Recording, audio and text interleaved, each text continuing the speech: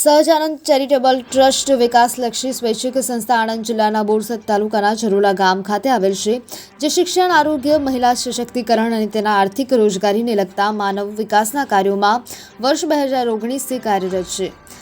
આજરોજ તારીખ 31/12/2024ના બોરસદના તાલુકાના ચુવા ગામ ખાતે મહિલાઓને ઘર આંગણે રોજગારી મળી શકે તે માટે પ્રોજેક્ટ સક્ષમ હું કરી શકું છું શરૂ કરવાની અનોખી પહેલ કરવામાં આવી છે.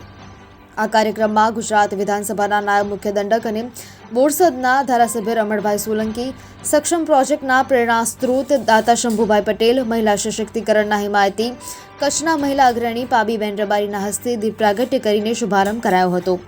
ચુવા ગામમાં આયોજિત શુભારંભમાં ચુવા તાલુકા પંચાયતના સદસ્ય વિપુલભાઈ રાઠોડ, ચુવા ગ્રામ પંચાયતના સરપંચ, ઉપસરપંચ, ઝરોલા ગામના સરપંચ ધવલભાઈ પટેલ, દૂધ મંડળીના ચેરમેન સહિત વિવિધ ગામના સ્વસહાય જૂથના 250થી પણ વધુ બહેનોએ કાર્યક્રમમાં હાજરી આપી હતી.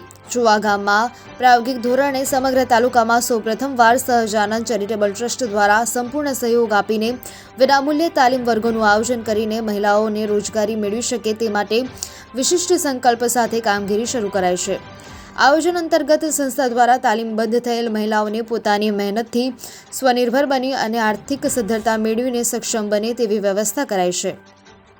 સક્ષમ પ્રોજેક્ટ હેઠળ ઘર આંગણે જ વ્યવસાય અનુરૂપ નિપુણતા કેળવનાર તમામ મહિલાઓ માટે પોતાના ગામમાં જ કામ મળી જાય તેવી વ્યવસ્થા કરાયેલ છે. ચુવા ગામમાં આયોજિત પ્રોજેક્ટ માટે તુલસી મિશન મંગલમ જૂથને સહજાનંદ ચેરિટેબલ ટ્રસ્ટ સંસ્થા દ્વારા રોજગારી આપવાની પણ પહેલ કરવામાં આવી છે.